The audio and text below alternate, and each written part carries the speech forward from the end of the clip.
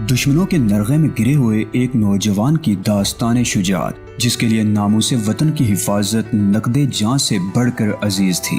یہ ایک ایسے نوجوان کی ہنگامہ خیز زندگی کی سرگزشت ہے جو اپنے ملک کی سرحدوں کی سلامتی کو یقینی بنانے کے لیے دشمن ملک کے شاطر ہندوؤں کی سازشوں کو ناکام بناتا رہا، دشمنوں کو ناکو چنے چبواتا رہا۔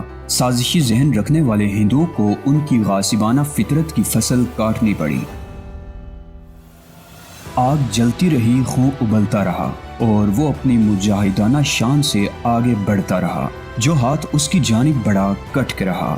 دشمنوں کی ہر چال خود انہی کے لیے شہ مات بنی۔ محترم جناب اقبال کاظمی صاحب کے قلم سے نکلا ایک شاہکار ناول سرفروش مجاہد انگارے۔ کہانی کی طرف بڑھنے سے پہلے آپ سے گزارش ہے کہ چینل کو سبسکرائب کر کے ساتھ میں موجود بیل آئیکن پر کلک کر لیں تاکہ جیسے ہی نئی قسط اپلوڈ کی جائے فوراً آپ تک پہنچ جایا کرے۔ چلیے کہانی کی طرف چلتے ہیں۔ کمانڈر محب اللہ کے خاموش ہونے پر بیڑیے کی آواز ایک بار پھر سنائی دی۔ یہ آواز کچھ دور سے آتی ہوئی محسوس ہوئی تھی۔ کمانڈر محب اللہ نے جواب دیا۔ دوسری طرف سے بھی جواب ملا اور پھر خاموشی چھا گئی، مگر یہ خاموشی زیادہ دیر تک برقرار نہیں رہ سکی تھی۔ 2 منٹ بعد ہی چھوٹے چھوٹے پتھروں کے لڑکنے کی آواز سنائی دینے لگی۔ صاف لگ رہا تھا کہ کوئی آدمی محتاط انداز میں چل رہا ہے، اور پھر چند سیکنڈ بعد ہی وہ شخص سامنے آ گیا۔ وہ مقبول تھا۔ اب یہ بات میری سمجھ میں آ گئی کہ مقبول اور حسن خان بابا کی درگاہ پر آنے کے بعد کہاں غائب ہو گئے تھے۔ انہیں غالباً ہراول دستے کے طور پر آگے بھیج دیا گیا تھا، اور اس مقررہ جگہ پر سگنل پا کر مقبول سامنے آ گیا تھا، جبکہ میرے خیال میں حسن بھی قرب و جوار میں کہیں موجود ہوگا۔ مقبول نے سیاہ لمبا چوغا قسم کا کرتا پہن رکھا تھا، سر پر ٹوپی بھی کالی تھی، اس کے ہاتھ میں سب مشین گن تھی، اور کمر پر بندھے ہوئے پٹکے میں کئی فاضل میگزین اڑسے ہوئے تھے۔ کیا صورتحال ہے؟ کمانڈر محب اللہ نے پوچھا۔ اس کی آواز سرگوشی سے زیادہ بلند نہیں تھی۔ سب ٹھیک ہے، مقبول نے جواب دیا۔ ہمارا وہ راستہ بالکل محفوظ ہے اور کیمپ میں بھی کوئی غیر معمولی سرگرمی دکھائی نہیں دیتی۔ نگران چوکیوں پر باری مشین گنیں نصب ہیں اور ہر چوکی پر 2 فوجی بیٹھے ہوئے ہیں۔ نگران چوکیوں پر سرچ لائٹس بھی جل رہی ہیں، جن سے خاردار باڑ کے ساتھ ساتھ اندر اور باہر چند فٹ تک کا علاقہ روشن ہے۔ اس روشنی کی وجہ سے باڑ تک پہنچنا ممکن نہیں۔ ناممکن کا لفظ ہماری لغت میں نہیں ہے، کمانڈر محب اللہ نے کہا۔ آگے بڑھو، ہمارے پاس زیادہ وقت نہیں ہے۔ کمانڈر کا اشارہ پا کر ہم سب اپنی جگہوں سے اٹھ گئے اور مقبول کے پیچھے پیچھے ایک قطار میں چلنے لگے۔ درختوں کے جھنڈ سے نکل کر ایک بڑی چٹان کے دوسری طرف آتے ہی میں چونک گیا۔ بائیں طرف کسی قدر نشیب میں روشنیوں کی قطار نظر آ رہی تھی۔ یہ روشنیاں کہیں زیادہ بلندی پر تھیں اور کہیں کسی قدر نیچے۔ یہ سرچ لائٹس ان ٹاور نما نگران چوکیوں پر نصب تھیں جو باڑ کے ساتھ تھوڑے تھوڑے فاصلے پر بنی ہوئی تھی۔ تقریباً 100 گز کا فاصلہ طے کرنے کے بعد ہم ایک دراڑ میں داخل ہو گئے۔ یہ دراڑ اس قدر کشادہ تھی کہ اس میں 2 آدمی پہلو بہ پہلو چل سکتے تھے۔ یہ دراڑ دراصل آبی گزرگاہ تھی۔ برسات کے دنوں میں پہاڑوں کی بلندی سے آنے والا پانی ایک نالے کی صورت میں یہاں سے گزرتا تھا۔ ہم مسلسل نشیب میں اترتے رہے اور پھر بلندی کی طرف جانے لگے اور بالآخر ایک جگہ رک گئے۔ یہاں دائیں بائیں بھی کھڑ تھے جن میں آسانی سے چھپا جا سکتا تھا۔ کمانڈر محب اللہ نے بڑے محتاط انداز میں سر اٹھا کر اوپر دیکھا، پھر نیچے جھک کر نہایت مدھم آواز میں ہمیں ہدایات دینے لگا۔ سب اپنا اپنا اسلحہ تیار کرنے لگے۔ اس قدر احتیاط سے کام لیا جا رہا تھا، کوئی معمولی سی آواز بھی ہوا کے دوش پر دشمن کے کانوں تک پہنچ سکتی تھی۔ میں نے LMG کندھے سے اتار لی تھی، لیکن بیلٹ ابھی نہیں اتارا تھا کیونکہ گن کو اس جگہ فٹ نہیں کرنا تھا۔ میں نے بہت محتاط انداز میں سر اٹھا کر اوپر دیکھا اور اس کے ساتھ ہی میرے جسم میں سنسنی کی لہریں سی دوڑنے لگی۔ ہم سے تقریباً 50 گز آگے اونچی جگہ پر وہ خاردار باڑ تھی جس کے ساتھ واچ ٹاورز بنے ہوئے تھے، اور اس باڑ کے دوسری طرف کسی قدر نشیب میں کئی فوجی بیرکیں نظر آ رہی تھی، کئی خیمے بھی تھے۔ ایک طرف لاتعداد ٹرک بھی کھڑے تھے۔ اس وسیع و عریض علاقے میں جگہ جگہ بتیاں جل رہی تھیں۔ ان کی روشنی ہی کی وجہ سے وہ سب کچھ دیکھنا ممکن ہو سکا تھا۔ ایک واچ ٹاور ہمارے بالکل سامنے تھا۔ اس کی بلندی تقریباً 15 فٹ تھی۔ اس کی چھت پر بھی ایک بلب جل رہا تھا جس کی روشنی میں ٹاور پر نصب بھاری مشین گن صاف نظر آ رہی تھی۔ 2 فوجی تھے جن میں ایک گن کے سامنے مستعد بیٹھا تھا اور دوسرا اس کے قریب کھڑا سگریٹ کے کش لگا رہا تھا۔ اس کے کندھے پر بھی سب مشین گن لٹکی ہوئی تھی۔ کمانڈر محب اللہ نے ہم سب کو سمجھا دیا تھا کہ کس کو کیا کرنا ہے، اور پھر اس نے مقبول کو اشارہ کیا۔ وہ کھڈ میں زمین پر جھکتا ہوا بائیں طرف چلتا چلا گیا۔ میرے دل کی دھڑکن خوفناک حد تک تیز ہو گئی تھی۔ مجھے وہ وقت یاد آ گیا جب ہم نے سری نگر گلمرگ روڈ پر کسی جگہ بھارتی فوجی قافلے پر حملہ کیا تھا۔ وہ صورتحال کچھ اور تھی۔ ہم نے ٹرکوں کے چلتے قافلے پر گات لگا کر حملہ کیا تھا۔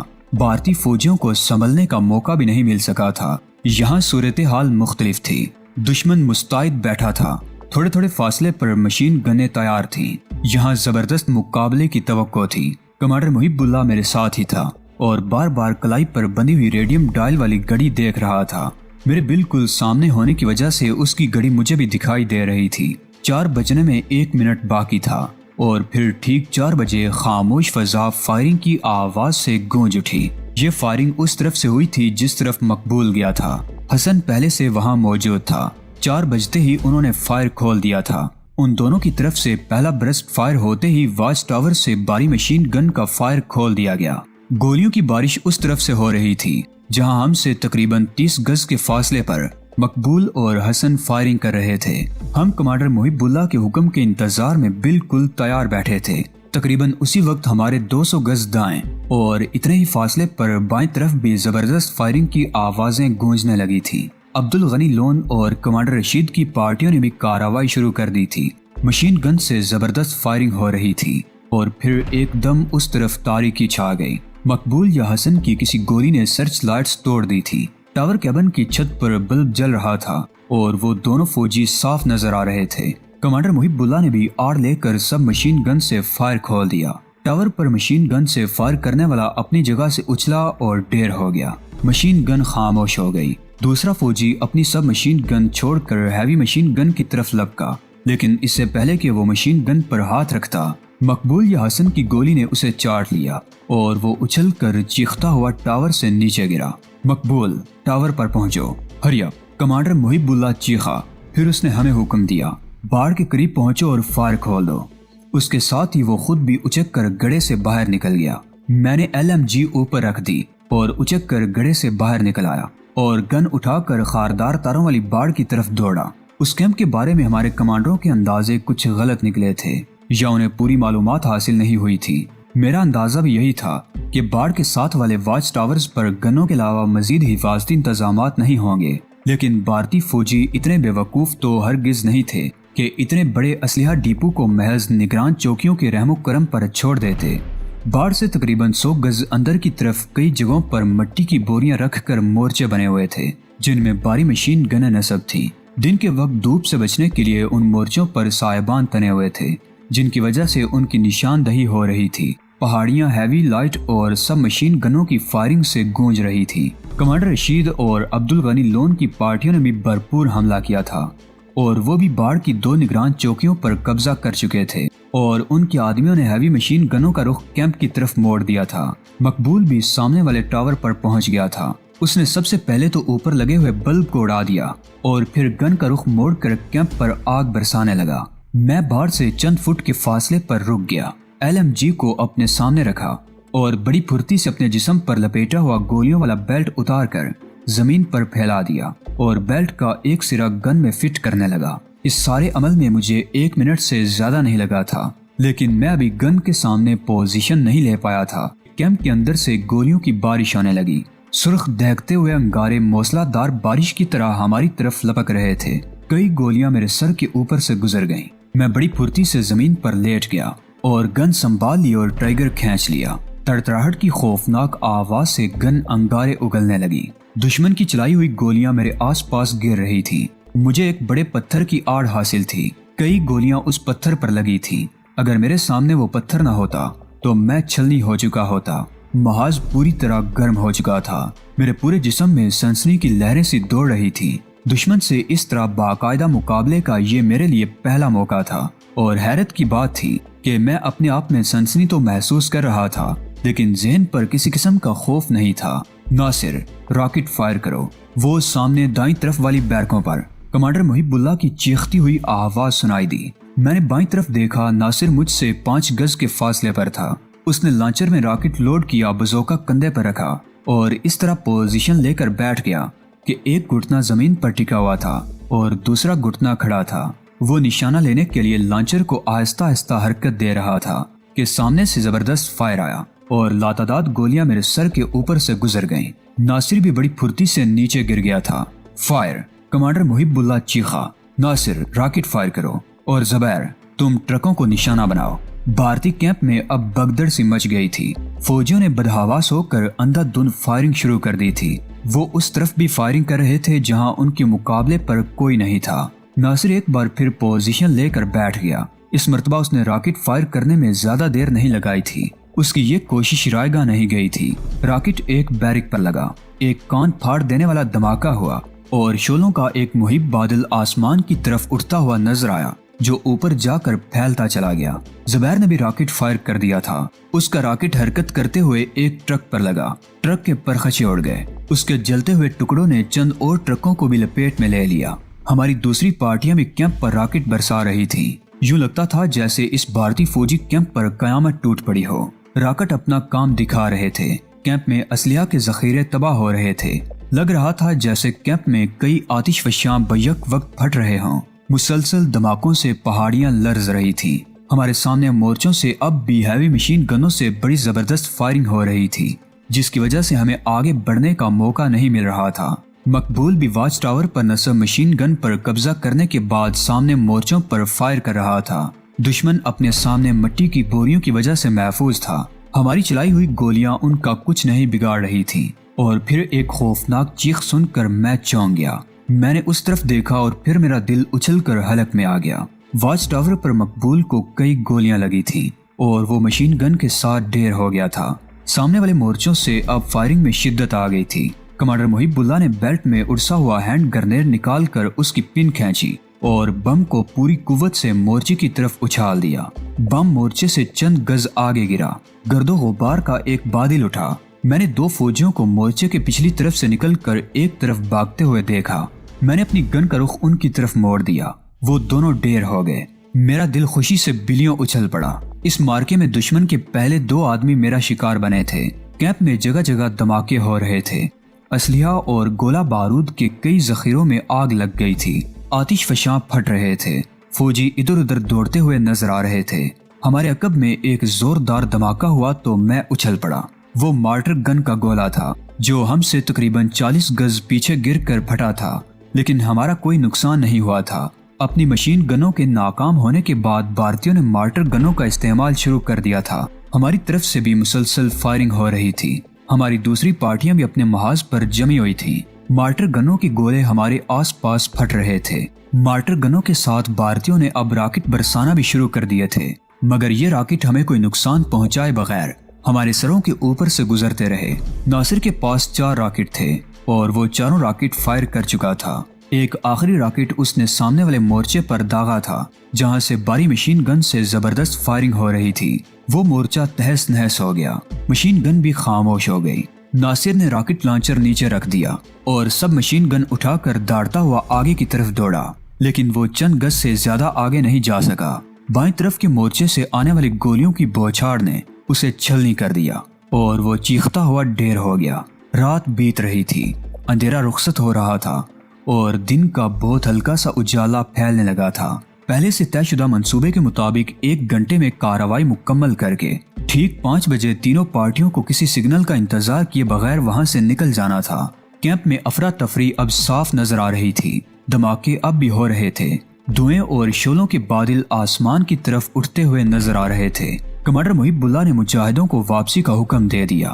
میں اپنی گن اٹھانا ہی چاہتا تھا کہ کسی طرف سے آنے والی ایک گولی میری گن کی نال کے اگلے حصے پر لگی۔ میرے ہاتھ کو زوردار جھٹکا لگا۔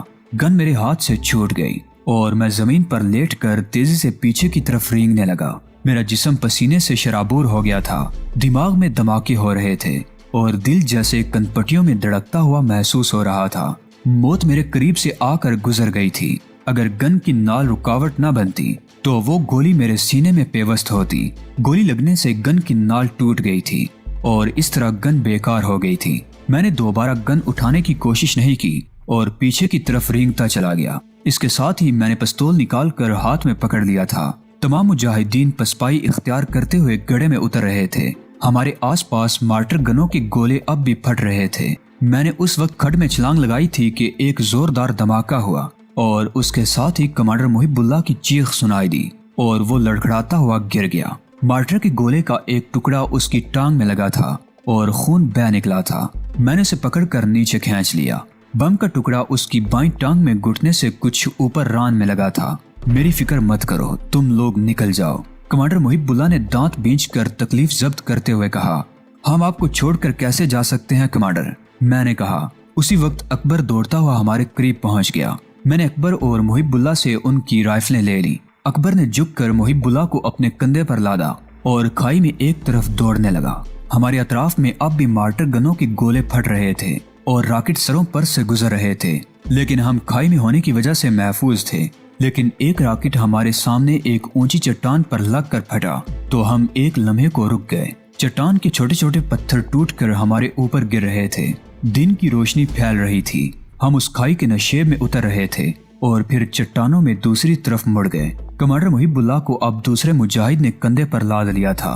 भारतीय फौजी कैंप में अब भी मुसलसल धमाके हो रहे थे, जिनसे आसपास की पहाड़ियां लर्ज रही थीं। हम पहाड़ों में ऊंचे नीचे दुश्वार गुजार रास्तों पर दौड़ते रहे। धमाकों की आवाजें कुछ मध्यम और कम हो गई थी। हम वहां से बहुत दूर निकल आए थे। मैं सोच रहा था कि भारतीयों का ये कैंप अगर पूरी तरह तबाह नहीं हुआ था तो उन्हें अच्छा खासा नुकसान पहुंचाया था। धूप निकल आई थी। सूरज जैसे जैसे ऊपर आ रहा था, टाने तपने लगी थी। हम एक जगह चट्टानों के साए में रुक गए। कमांडर मुहिबुल्लाह को जमीन पर बिठा दिया गया। जख्म से खून बह रहा था और मुहिबुल्लाह ने तकलीफ जब्त करने के लिए दांत बींच रखे थे। अकबर ने अपनी कमर पर बना हुआ पटका खोल लिया और उसकी एक लंबी सी पट्टी फाड़कर जख्म से जरा ऊपर कसकर बांध दी। पहाड़ियों में फायरिंग की आवाजें मुसलसल गूंज रही थीं। भारतीय फौजी यकीनन हमारे ताक़ुब में होंगे, लेकिन मुझे यकीन था कि वो इन पहाड़ों में ज्यादा अंदर आने की कोशिश नहीं करेंगे। चंद मिनट रेस्ट करने के बाद हम फिर चल पड़े।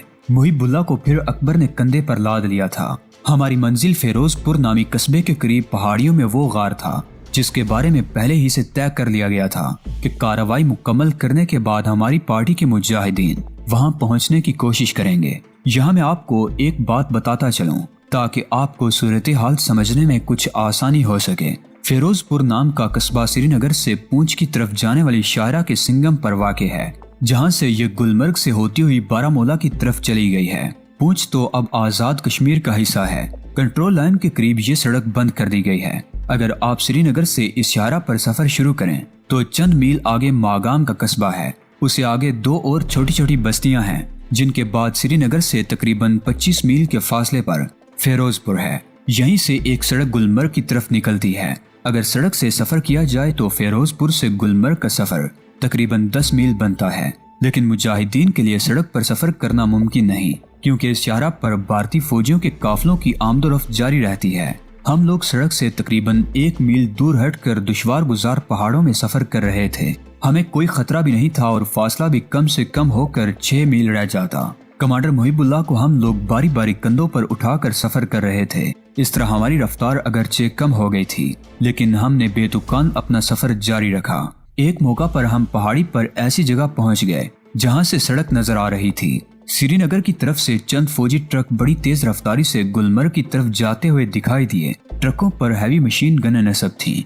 हम उस पहाड़ी पर तकरीबन 2000 फुट की बुलंदी पर थे और उस वक्त तक चट्टानों की आड़ में खड़े रहे जब तक वो फौजी ट्रक पहाड़ों में एक मोड़ घूमकर हमारी निगाहों से ओझल नहीं हो गए। हम चट्टानों में सफर करते हुए एक बार फिर शाहरा से दूर हटते चले गए और तकरीबन 9 बजे के करीब चट्टानों में पोशीदा एक गार में पहुंच गए। उस गार में डॉक्टर मरियम को देखकर मैं उछल पड़ा। मेरे लिए ये इंकशाफ दिलचस्पी से खाली नहीं था कि डॉक्टर मरियम गुज़श्ता शाम यहाँ पहुंच गई थी। यहाँ उसकी आमद इत्तफाकिया नहीं तयशुदा प्रोग्राम के मुताबिक थी, क्योंकि ये करीब 3 जगह थी जहाँ जख्मी मुजाहिदीन को तिबी अमदाद फराहम की जा सकती थी। हमसे पहले अब्दुल गनी लोन की पार्टी भी यहाँ पहुंच चुकी थी। उसकी पार्टी के 2 मुजाहिद जख्मी हुए थे, जिनमें से एक के बाजू में गोली लगी थी और दूसरे की पिंडली में। डॉक्टर मरियम हमारे आने से पहले उनकी ड्रेसिंग कर चुकी थी और अब वो फौरी तौर पर कमांडर मुहिबुल्लाह की तरफ मुतवज्जे हो गई। मुहिबुल्लाह को लगने वाला बम का ताज़ा टुकड़ा गोश्त के अंदर भी रह गया था,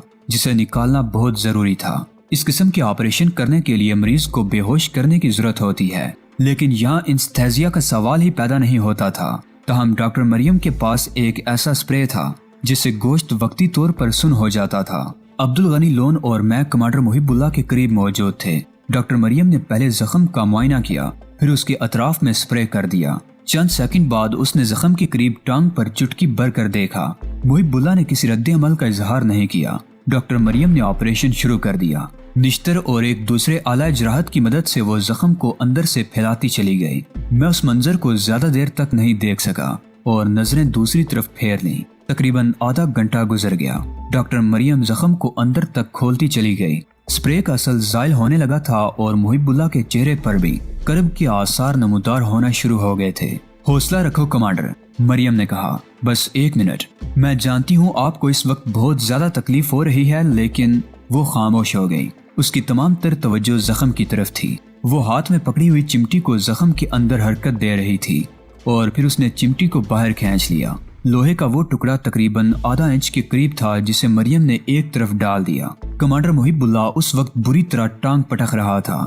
میں نے اور عبدالغنی لون نے اسے مضبوطی سے جکڑ رکھا تھا اور ڈاکٹر مریم بڑے انہماک سے اپنے کام میں مصروف رہی۔ چند منٹ اور لگ گئے اور پھر ڈریسنگ کر دی گئی۔ کمانڈر محب اللہ کے چہرے پر کرب و اذیت کے تاثرات نمایاں تھے۔ اس نے تکلیف ضبط کرنے کے لیے جبڑے بیچ رکھے تھے مگر منہ سے اف تک نہیں نکلی تھی اور یہ واقعی ہمت کی بات تھی۔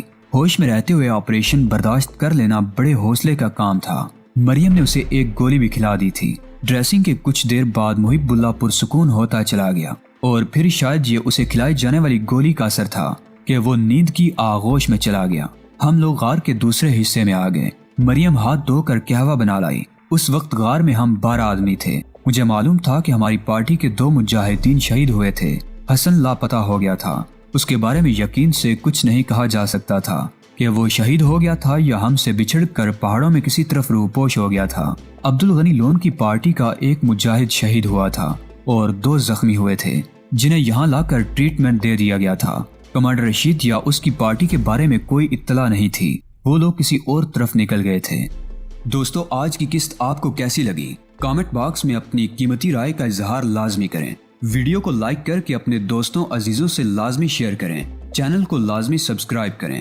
اگلی ویڈیو تک اجازت دیجیے۔ تب تک اپنا اور اپنے اس چینل اعلان حقیقت کا خیال رکھیے گا۔ اللہ نگہبان۔